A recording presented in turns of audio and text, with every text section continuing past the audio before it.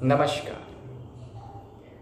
कर्म करो, फल की चिंता मत करो, ऐसा श्री कृष्ण ने कहा था अर्जुन को। क्या होता है कर्म, क्या होता है फल और क्या होता है चिंता?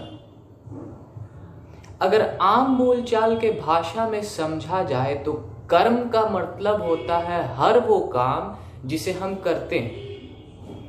फल का मतलब होता है काम करने के बाद जो हमें रिजल्ट मिलता है, जो प्रॉफिट मिलता है, उसको हम कहते हैं फल। और चिंता, जब हम सोचते हैं फल के बारे में, उसको कहते हैं चिंता।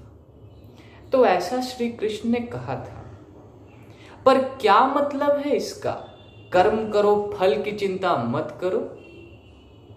सुनने में तो बहुत अच्छा लगता है, किताबी बातें हैं, पर रियल लाइफ में इस लाइन का क्या मतलब है? अगर इसको सरल शब्दों में समझा जाए तो इसका मतलब कुछ इस तरीके से है कि पढ़ाई करो, नंबर का चिंता मत करो। ये क्या मतलब है भाई? अरे फिर क्यों पढ़ाई करेंगे? या फिर काम करो और सैलरी का चिंता मत करो। सैलरी, हम तो काम ही कर रहे हैं सैलरी के लिए, कैसे सैलरी की चिंता ना करें? ये क्या सिखा रहे हैं श्री कृष्ण? तो ये सब कुछ गूढ़ बातें हैं, डीप बातें हैं, जो थोड़ा बहुत सोचने से नहीं समझ में आता है। सुनने में और बोलने में और उपदेश देने में अच्छा भले लगे, पर इसका वास्तविक स्वरूप समझ में नहीं आता है। आज हम इसी बात पे चर्चा करेंगे कि क्यों श्री कृष्ण ने कहा कि कर्म करो और फल की चिंता मत करो। चलिए देखते हैं कर्म करके। हमने पढ़ाई की। क्यों पढ़ाई की? कि हमें 95% नंबर लाना था। हमने 95% नंबर लाने के लिए पढ़ाई की।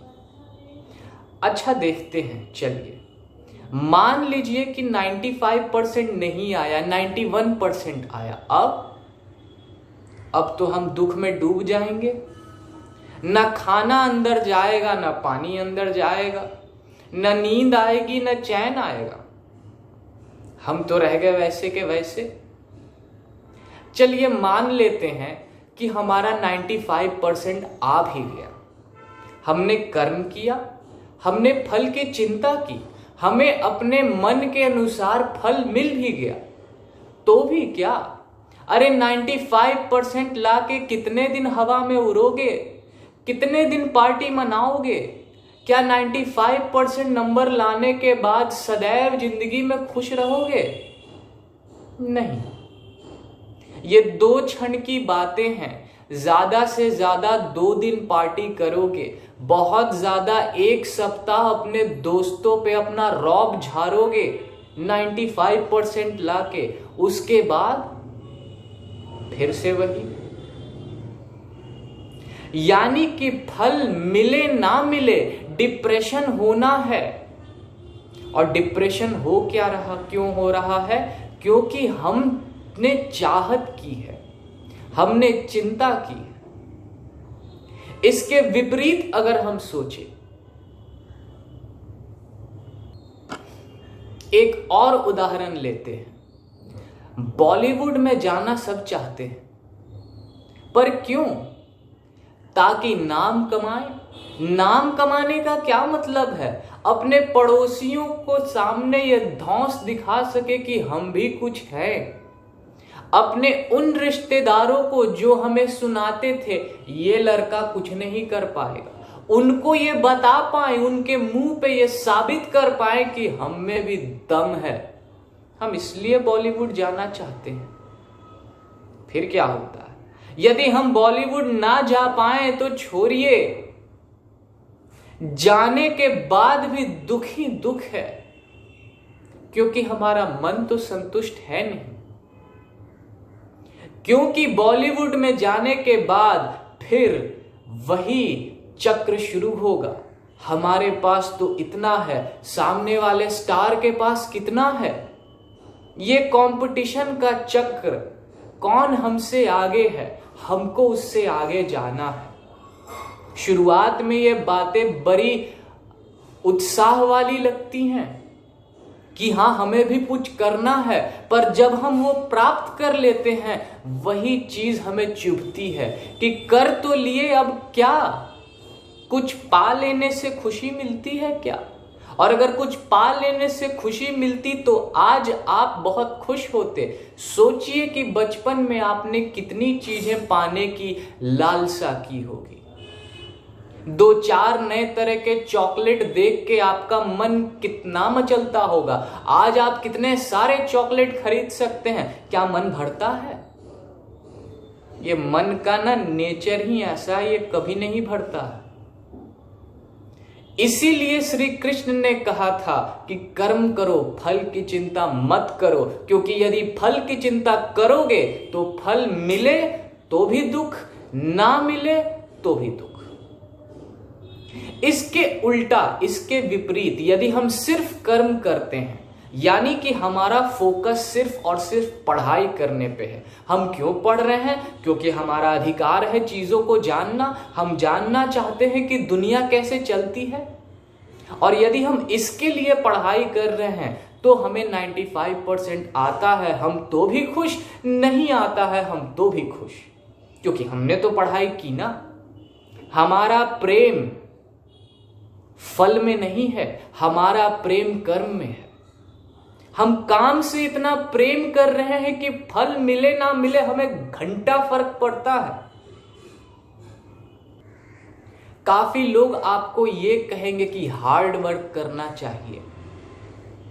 अरे कैसा हार्ड वर्क? हार्ड वर्क उसी को कहते हैं जिस काम को करना आपको पसंद ना हो।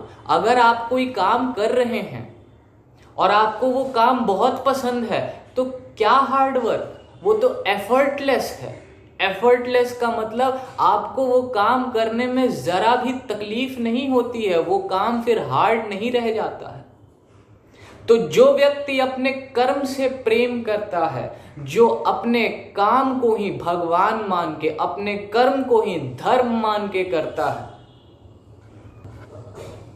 उसको कोई भी कार्य हार्ड नहीं लगता है, उसके लिए सब इजी है।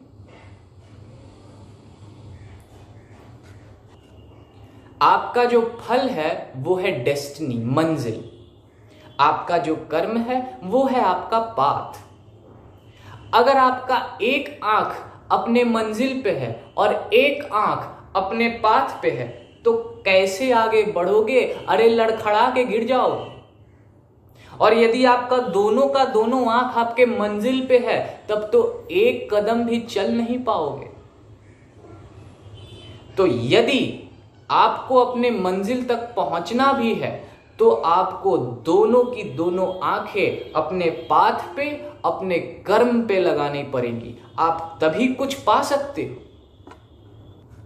पर फिर भी पाने की लालसा से कर्म करना मूर्खता है, क्योंकि अगर हम इस लालसे से कर्म करेंगे तो फल मिले ना मिले हम डिप्रेस्ड रहेंगे, हम अवसाद का शिकार रहेंगे, हम हर क्षण बोरियत और डिप्रेशन में लिप्त रहेंगे। कर्म करने से खुशी नहीं मिलती है, कर्म करने से संतुष्टि मिलती है। खुशी 2-4 दिन में खत्म हो जाती है, लेकिन संतुष्टि जीवन भर आपके साथ रहती है।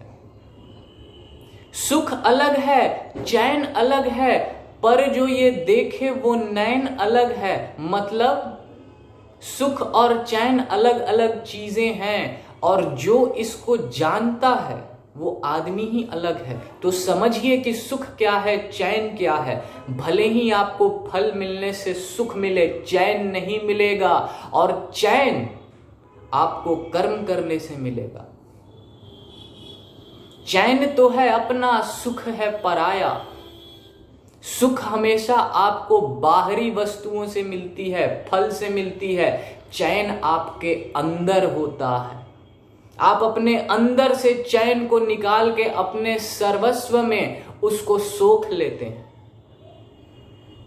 आपको जो चाहिए वो बाहर नहीं है, आपके अंदर ही है। बाहर की वस्तुओं का प्रयोग करके आप अपने अंदर से चैन को जागृत करते हैं। यही जीवन का सिद्धांत है और इसी बात को श्री कृष्ण ने बताया है। अगर आपको वीडियो पसंद आया तो चैनल को सब्सक्राइब कीजिए, और यदि आपके मन में ऐसे ही प्रश्न हैं जीवन से संबंधित जो आपको नहीं समझ में आते हैं, या आप बात करना चाहते हैं पर लोग आपको कैसी बातें कर रहा है ये कह के टाल देते हैं, तो हमारे कमेंट सेक्शन में आइए और हमसे सवाल पूछिए। हम अगले वीडियो में जरूर उन सवालों को लेंगे और आपका काम आसान करने का कोशिश करेंगे। तब तक के लिए नमस्कार।